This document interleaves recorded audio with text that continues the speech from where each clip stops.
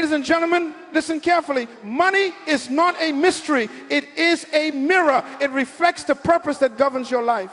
Money is not your master. Money is your servant. It was never designed to lead you. It was designed to follow you. You see, the greatest tragedy in life is not poverty. The greatest tragedy is to have provision with no purpose. Because when purpose is absent, misuse is inevitable. And when you don't know the reason for something, abuse becomes the result. Money was never meant to be pursued. You were never born to chase it. You were born to attract it through the fulfillment of your assignment. The purpose of money is not accumulation, it is activation. Money comes to activate purpose. And when your purpose is clear, provision becomes automatic. Listen, money is a follower. It follows vision. It follows discipline. It follows clarity. If you ever find yourself chasing it, it's a sign you have not yet discovered your direction. Because when a man discovers his purpose, resources begin to locate him. Investors find him. Opportunities find him. Ideas come alive within him. Why? Because purpose is magnetic. You see, the problem is not that we don't have enough money. The problem is that we have lost our reason for it. We keep asking for more money, but God keeps asking why. He does not fund confusion. He only funds clarity. He will not sponsor entertainment. He sponsors assignment. That's why I say your prayer should not be, Lord, give me money. Your prayer should be, Lord, reveal my purpose. Because the moment purpose becomes clear, provision begins to flow. Money obeys purpose the way a river obeys gravity. It must flow in the direction of intention. When God created you, he placed inside of you a calling, a gift, an idea that solves a problem. That's where your wealth is hidden. You don't look for money, you look for problems to solve. And when you solve them through purpose, money will find you. Purpose is the law that commands provision. It commands favor. It commands opportunity. It commands relationships. That is why you must never measure wealth by what you possess. Measure it by how much of your purpose you've activated. So before we talk about riches, investments, or careers, we must settle this law. Money obeys purpose. It listens to vision. It serves clarity. When you begin to live by purpose, you stop asking for what you need and start attracting what you require. That's why the most powerful prayer you can pray is not God bless my plans, but God show me yours. Because divine purpose is already pre-funded. Heaven never assigns a vision without attaching provision. The supply is hidden in the strategy. So hear me today. If your finances are disorganized, don't start with your budget, start with your belief. If your money is out of order, it's a sign that your purpose is out of focus. But the good news is this: the moment you realign with purpose, everything connected to your destiny begins to obey. Even money must respond. Now hear this carefully, my friends. Your salary is not your source. Your job is not your provider. Your paycheck is not your promise. It is simply a seed, a temporary channel through which God tests your faithfulness. You see, many people confuse their income with their inheritance. But the two are not the same. Your income sustains you. Your inheritance was designed to empower you. A job gives you a wage, but your purpose gives you wealth. I've said this many times. The greatest danger of employment is that it can rob you of deployment. When you become satisfied with a paycheck, you can forget the vision God placed in you to produce. A job was never meant to define you. It was meant to develop you. It is the training ground where you learn stewardship, discipline, and excellence. But it is not your destiny. True wealth, my friends, does not come from what you earn. It comes from what you learn and what you release. Wealth is born in the mind before it appears in the bank. It begins as an idea, a concept, a revelation, something that solves a problem in the world. That's why the wealthiest people are not those with the largest paychecks, but those with the clearest purpose. Let me put it this way. Money flows toward usefulness. The more problems you solve, the more value you create. And the more value you create, the more wealth you attract. Look at every great innovator, every business leader, every kingdom builder. They discovered something that made life better for others. That is the law of increase. Serve humanity through your gift, and wealth will serve you. Now, I know some of you might say, but Dr. Munroe, I work hard every day, yet I never seem to get ahead. Let me tell you why. Because you are trading time for money instead of transforming ideas into value. Time is limited, but ideas are unlimited. That's why the Bible says, as a man thinks in his heart, so is he. It didn't say, as a man works in his office. Because your wealth is not in your labor, it's in your mindset. Let me give you a principle. You were not designed to live off a wage. You were designed to live off wisdom. When you start working your wisdom, your wage will no longer define your worth. You will begin to multiply what others merely spend. Money follows mastery. It follows management. It follows meaning. The salary may sustain your needs for a moment, but your seed, your ideas, your creativity, your discipline, that is what will sustain generations. Because every dollar that passes through your hands carries a question: will you plant me or will you consume me? A seed can do what a salary never can. It multiplies beyond your effort. Your salary may pay your bills, but your seed builds your future. That's why you must stop living from paycheck to paycheck and start living from purpose to purpose. So I challenge you today, don't ask for a raise before you raise your vision. Because your vision determines your provision. Your source is not the company you work for. Your source is the Creator who gave you a purpose no company can contain. When you begin to understand this law, something shifts inside you. You stop complaining about what you don't have and start cultivating what you do. You stop depending on systems and start depending on principles. And when you live by principle, even in a famine, your seed will still produce. Because hear me, the source of wealth is not your employer, it's your purpose, your ideas, and your faithfulness to multiply what you've been given. Money is just the fruit. The seed is wisdom. And that's why we're about to talk about the tool that brings those two together, the purpose ledger. Now that you understand that your wealth begins with purpose and your salary is only a seed, let me introduce you to something that will revolutionize your relationship with money. I call it the purpose ledger. No, it's not an accounting book. It's not a budget sheet. It is a covenant between your vision and your wallet. It is where your faith meets your financial behavior.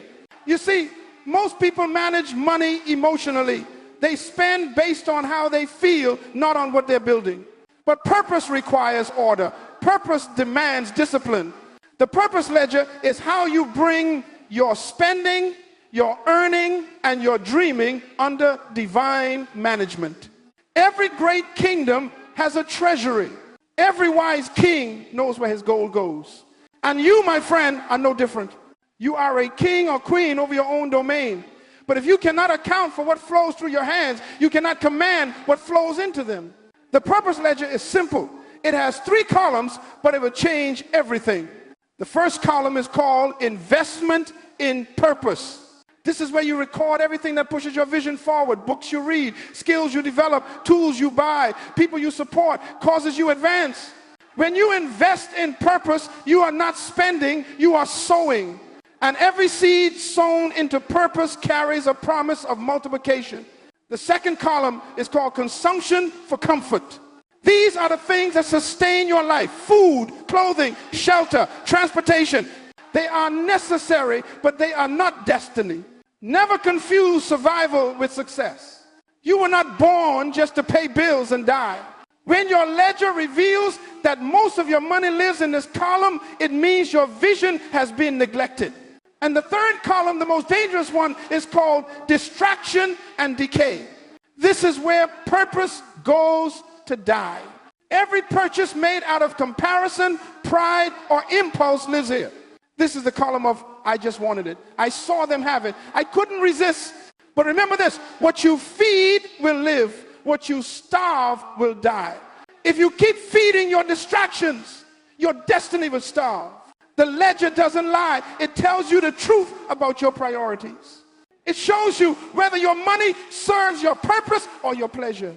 And until you can face that truth, you cannot change it. I tell people all the time, until you track it, you can't transform it. If you don't measure it, you can't manage it. That's why the purpose ledger is not about shame. It's about stewardship. It's not about guilt. It's about growth. Because what you measure, you begin to master. You see, every time you record a transaction, you are making a declaration. You are saying, this is what I value. This is what I serve. This is what I believe in. Your ledger reveals your faith more clearly than your words. That's why Jesus said, where your treasure is, there your heart will be also. Because your money always travels toward your affection. If you want to change your financial future, change what you love most. Love purpose more than pleasure. Love impact more than image. Love legacy more than luxury. The purpose ledger will expose waste, but more importantly, it will reveal wisdom. It will show you where you've been faithful and where you've been foolish. It will teach you to take responsibility for your own harvest. From this moment on, I want you to look at every expense, every habit, every purchase, and ask this question: does this serve my purpose or sabotage it? Because money obeys direction. And when you direct it toward destiny, it begins to multiply under the law of purpose. So as we move forward, I will show you how to fill those columns, not just with numbers, but with meaning. Because wealth is not the size of your account, it is the accuracy of your alignment. When your money aligns with your purpose, increase becomes inevitable. And that, my friends, is why the purpose ledger matters. Now that you understand how to bring your finances under order through the purpose ledger, let me take you deeper into the law of increase. There are 3 seeds of wealth that govern the harvest of every great life. These 3 seeds are simple, but they will decide your future. They are called give, grow, and guard. Say it with me. Give, grow, guard. Let's begin with the first seed. Give. Giving is not loss. Giving is sowing. You never lose what you give. You only release it to multiply. The farmer does not cry when he releases seed into the soil because he understands the law of return. Money, like a seed, must move to multiply. Many people want increase, but they hold tightly to what they have. And whatever you cling to in fear, you lose. Whatever you release in faith, you gain. That is the paradox of purpose. When your hand is closed, nothing leaves, but nothing enters either. Giving keeps your heart pure.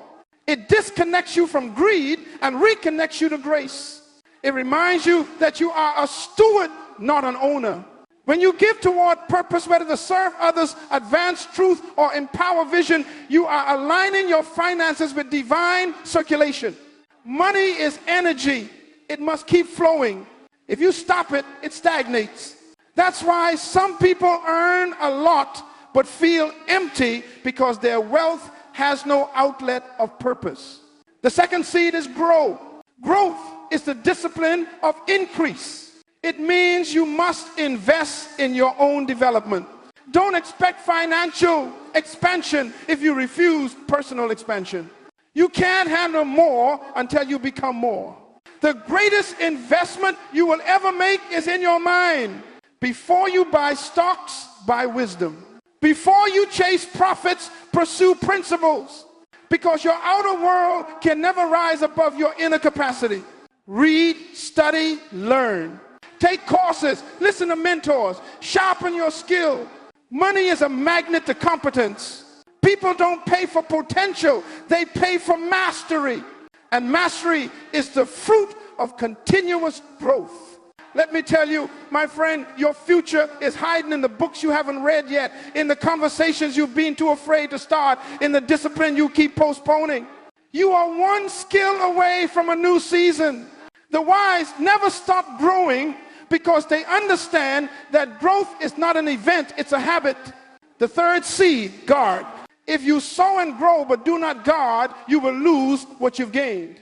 Every garden needs a fence. Every blessing needs boundaries. Guard your mind. Guard your time. Guard your environment. Because everything valuable attracts attack. When the enemy cannot destroy your purpose, he will distract it Distraction is more dangerous than destruction because it looks harmless. God, your circle, who speaks into your life, determines what grows in it. Surround yourself with builders, not drainers, visionaries, not victims. Guard your integrity. Guard your habits. You can't build wealth with broken character. If people can't trust you, money won't either. Remember, wealth is not only what you accumulate, it's what you can sustain. And hear me, guarding is not selfishness, it's stewardship. You're not protecting money, you're protecting mission. You're not avoiding people, you're avoiding poison. So here are the 3 C's again. Give, grow, guard. Give, because generosity breaks the curse of greed. Grow, because learning multiplies your value. Guard, because protection preserves your progress. When you practice these 3, you activate the cycle of increase. What you give returns in harvest. What you grow attracts promotion. What you guard sustains blessing. These 3 seeds are not religious ideas. They are universal laws. Every successful person, knowingly or unknowingly, is living by them. But when you apply them with purpose, intentionally, consciously, faithfully, your life moves from survival to significance.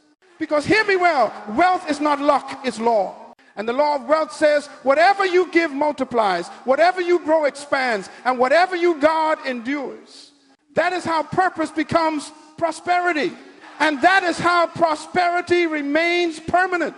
My friends, listen carefully now. You can plant, you can grow, you can guard, but if your mind is still programmed for poverty, your harvest will never last.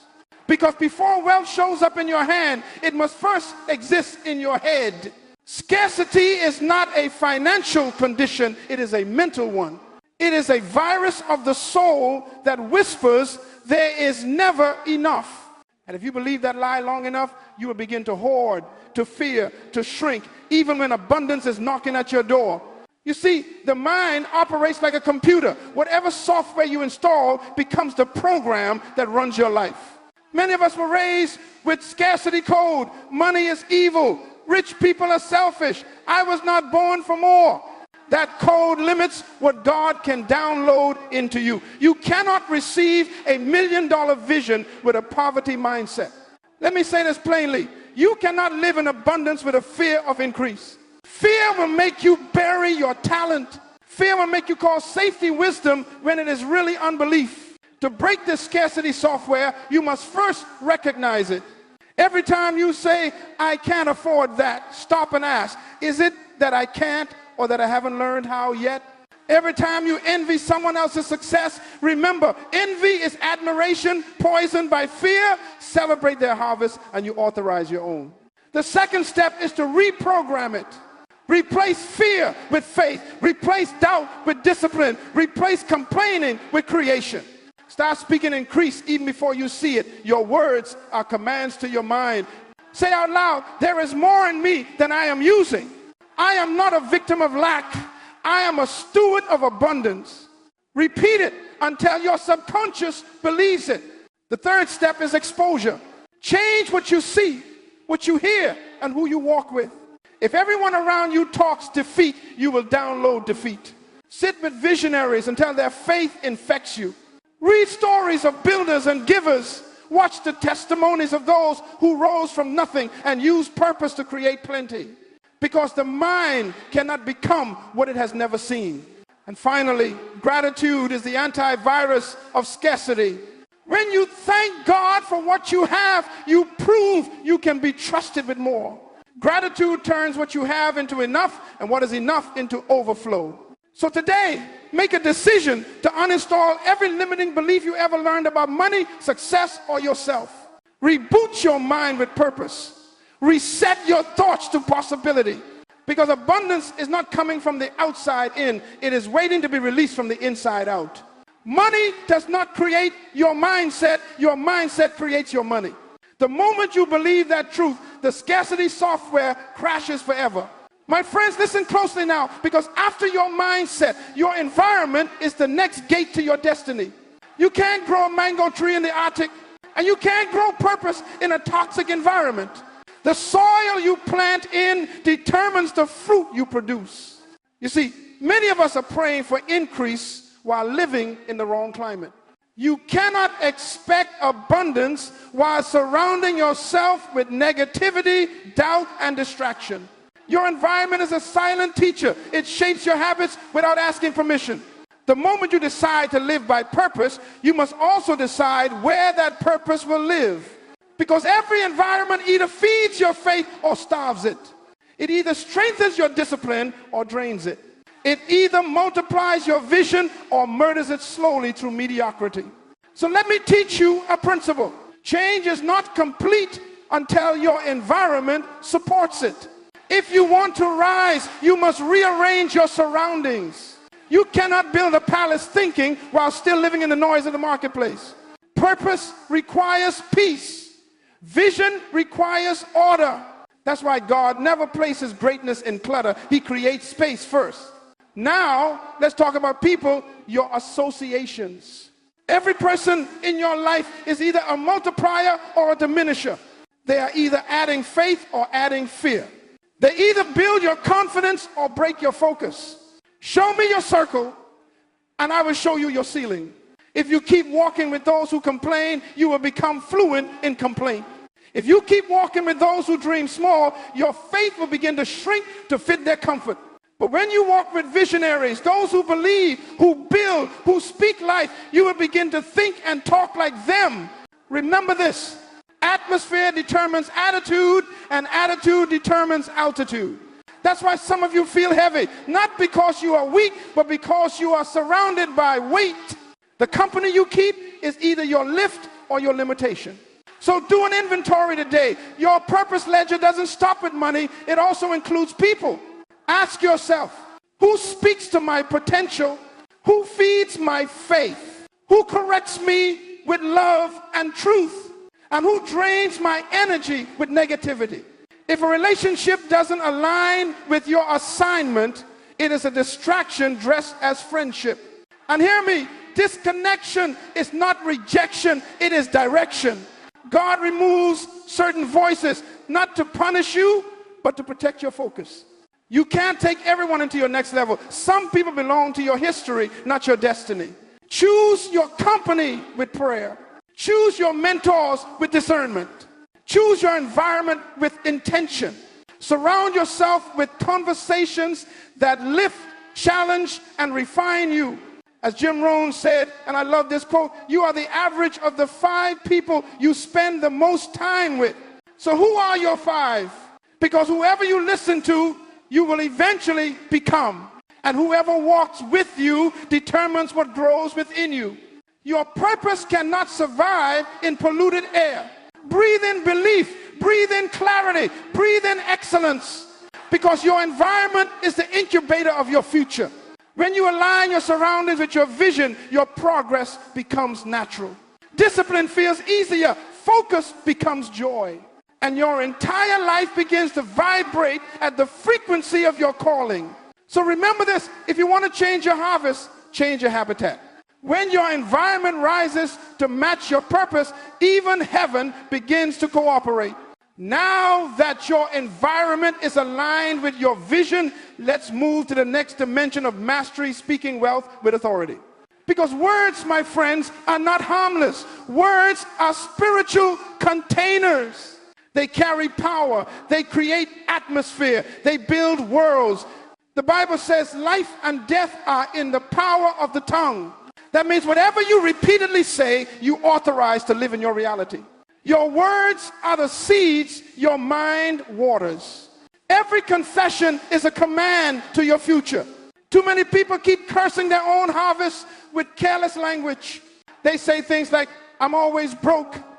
I'll never get ahead. Nothing ever works for me. And the universe, obedient as it is, simply echoes back as you wish. Because your life expands or contracts to fit the vocabulary you use. Hear me well. You cannot speak defeat and expect victory. You cannot confess lack and attract abundance. You cannot declare fear and walk in faith. Your mouth is the pen that writes tomorrow. When I say speak wealth, I am not talking about greed or vanity.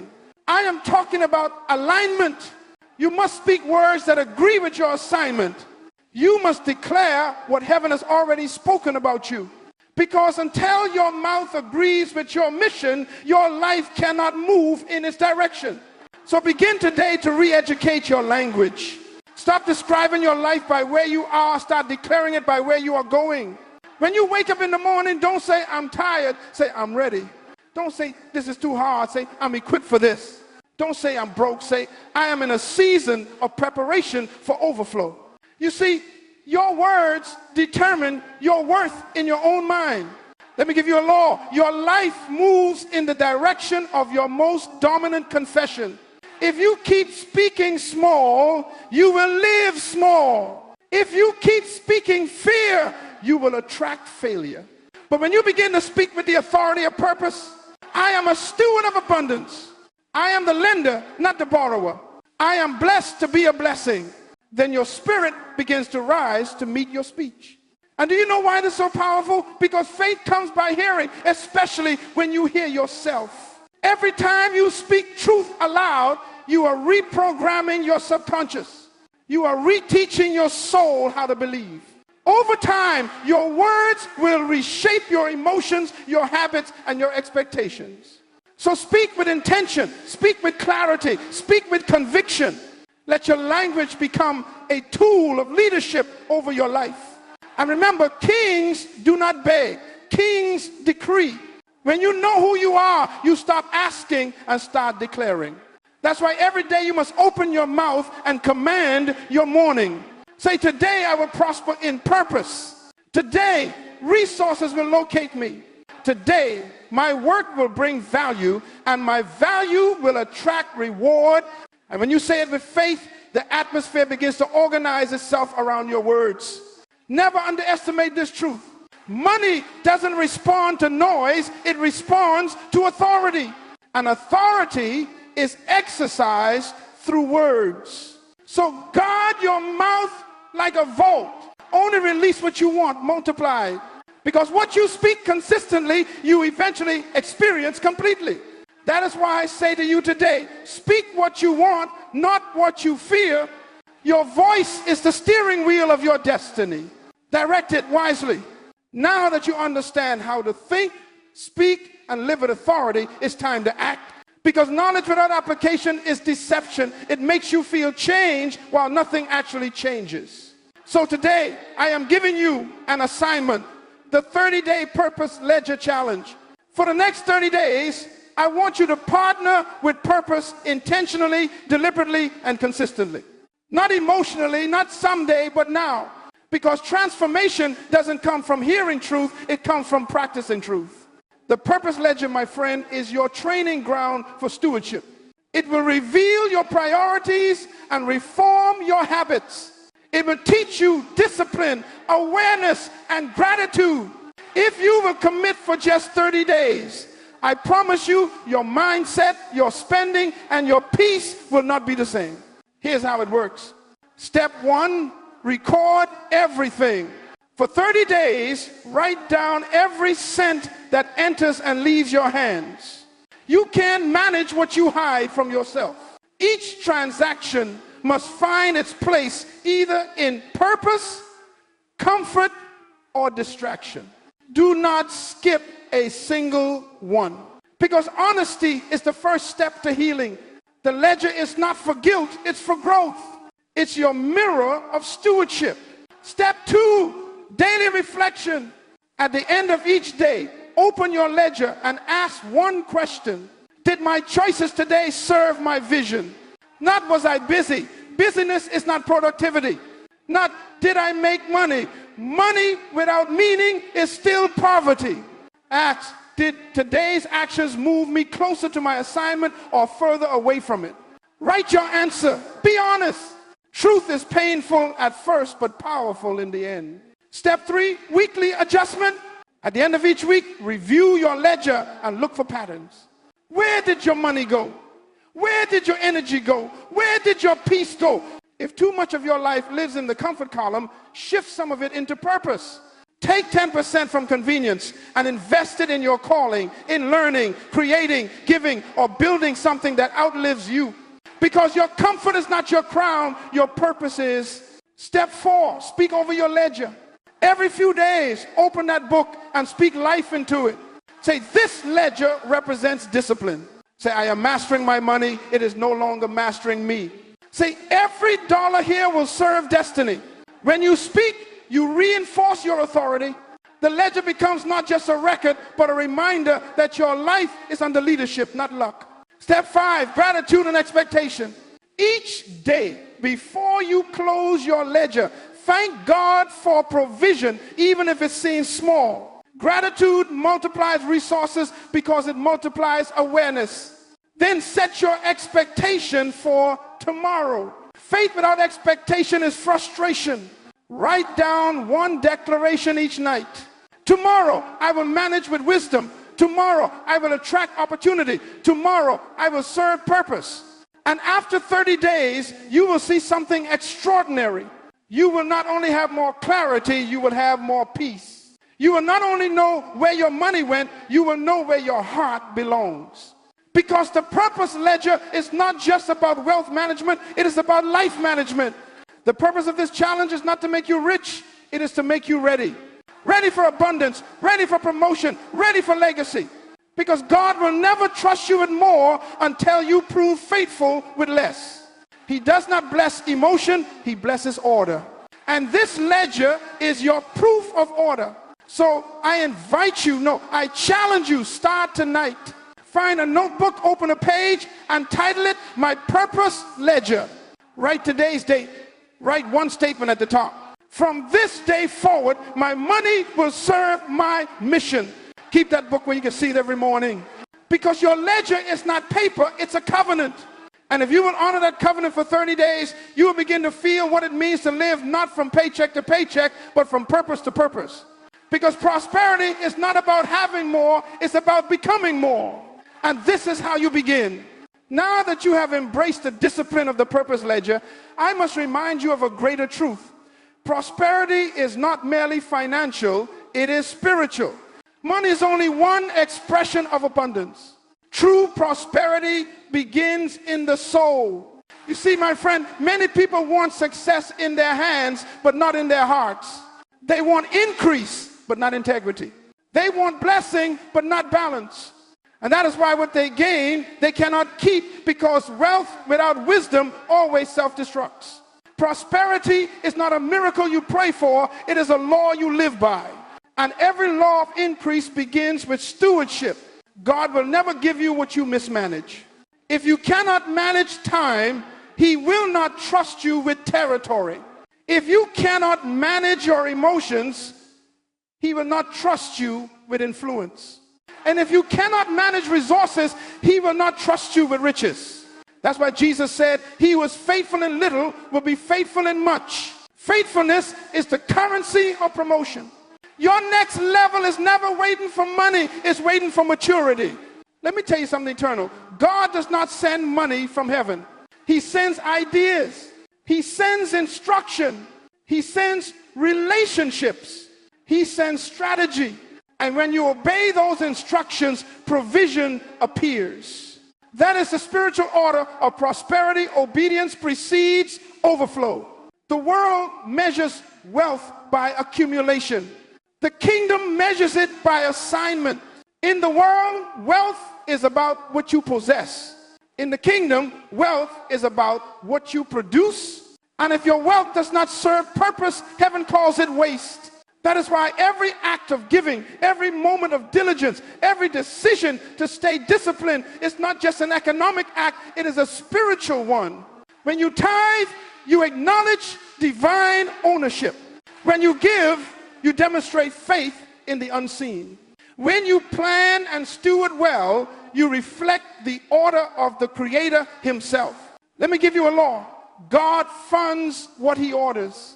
He will not finance confusion. He will not invest in rebellion. He will only release resources to those whose vision aligns with his will. So before you ask him for increase, ask him for instruction. Don't just pray for blessing, pray for blueprint. Now hear this. Abundance is not proof of favor. Obedience is. Some people mistake accumulation for approval. But there are men who are rich in finance and poor in fulfillment. They have money but no meaning. Income but no influence. Luxury but no legacy. Because they pursued wealth without purpose, gain without gratitude, and profit without peace. You were not born to live like that. You were designed to be a steward, a manager of divine trust. Everything you have belongs to God. You are simply the caretaker. And when you treat what you have with reverence, He entrusts you with more. You see, money is a test of trust. It reveals who rules your heart. When God blesses you, He's not rewarding you. He's revealing your level of responsibility. Will you use it for your comfort or for your calling? Will you feed your ego or fulfill your assignment? That's the spiritual side of prosperity. It's not about what you have, but who you become through what you manage. True prosperity is peace in purpose. It's knowing that what's in your hand is building something that will outlive your name. So let me say this to you clearly. If you want God to bless you financially, let Him trust you spiritually. Align your heart with honesty, your habits with holiness, and your purpose with His plan. When your values and your vision come into harmony, provision flows without striving. Because wealth, my friend, is not a miracle, it's a manifestation. It manifests when purpose is clear, stewardship is proven, and integrity is intact. That's the divine equation of prosperity. My friends, as we come to the close of this teaching, let me remind you, the goal of life is not to make a living, it is to make a difference. If all you do is survive, then you have failed the reason you were born. Because purpose was never meant to help you get by, it was meant to help you rise beyond. You were not designed to chase money. You were created to command it through purpose. You were not made to wander through paychecks. You were designed to walk in principles. The moment you understand that money obeys purpose, life stops being a struggle and becomes a strategy. Survival says, how will I eat? Significance asks, whom will I feed? Survival worries about rent. Significance builds homes. Survival asks for a job. Significance creates opportunity for others. And when you move from survival to significance, heaven begins to take you seriously because now your life is about impact, not income. You see, money is temporary, but purpose is eternal. Wealth will one day lose its value, but what you built with it will speak for generations. Legacy is not leaving something for people, it is leaving something in people. And that is what true prosperity is all about.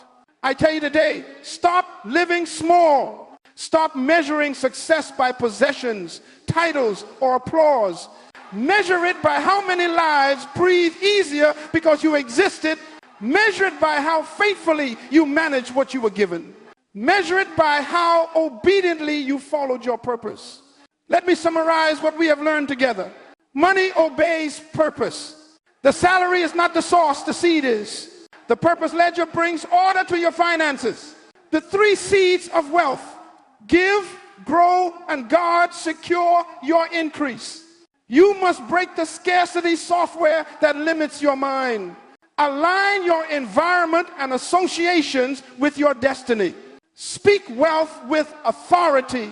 Live the 30-day purpose ledger challenge until discipline becomes delight. And remember, always prosperity is spiritual before it is financial. When you apply these laws, you stop begging for blessings and start building them. You stop praying for miracles and start becoming one. Because the greatest miracle of all is a transformed mind. Everything begins there. As a man thinks in his heart, so is he. So I speak this word over you today. May your mind be disciplined. May your words be seasoned with purpose. May your environment support your greatness. May your resources align with your vision. And may your life become proof that when a person finds their purpose, provision cannot resist them. I declare over you that this year will not be a year of survival, but of significance. You will not chase money. Money will chase your mission. You will not pursue comfort. You will pursue calling.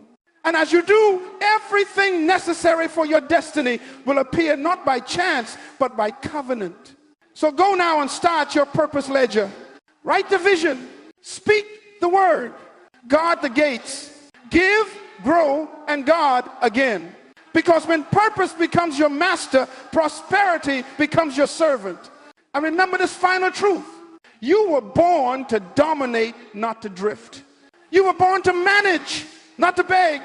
You were born to live on purpose, for purpose, and by purpose. Let this teaching not end here. Let it begin in you. Because when your purpose becomes clear, your provision will never again be in question. God bless you, my friend. Go and prosper not by chasing wealth, but by walking in wisdom.